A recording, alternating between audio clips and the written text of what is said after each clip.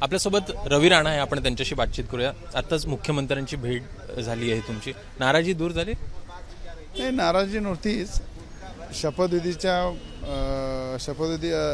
असताना नागपूरमध्ये मी माझ्या मतदारसंघात जनतेला भेटायला गेलो, त्यांचे आभार व्यक्त करायला गेलो आणि जनतेमध्ये राहून खऱ्या अर्थानं निवडणूक झाल्यानंतर गेलो नव्हतो, त्या उद्देशाने मी तिथे गेलो। आणि मला असं वाटतं की आज या ठिकाणी राज्याचे मुख्यमंत्री एवढे मजबूत आहे की आपल्या क्षेत्रामध्ये, आमच्या जिल्ह्यामध्ये, महाराष्ट्रामध्ये पूर्ण ताकदीनं मुख्यमंत्र्यांचा वापर करून आम्ही आमच्या क्षेत्राचा विकास करू।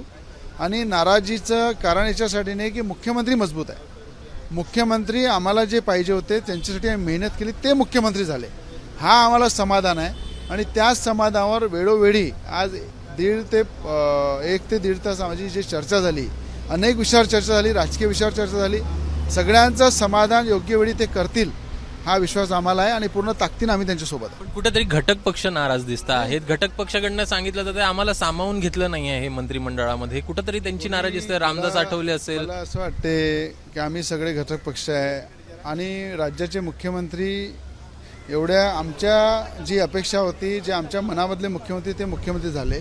मला असं वाटते मंत्र्यापेक्षा जास्त काम करून आम्ही जनतेची सेवा करू, मुख्यमंत्री ताकद पूर्ण आम्हाला मिळेल आणि लोकांपर्यंत आम्ही जाऊ। पण तुम्ही बोलताय राजकीय चर्चा झाली, नेमकी राजकीय चर्चा काय झाली? वेळेनुसार सांगू, ते सांगायचं काम नाही आता। तर हे होते रवी राणा, ज्यांच्याकडनं स्पष्ट करण्यात आलेलं आहे की एकूणच राजकीय चर्चा देखील झाली, मात्र जे नेमकं चर्चा झाली आहे ती वेळ आल्यावर आम्ही तुम्हाला कळवू।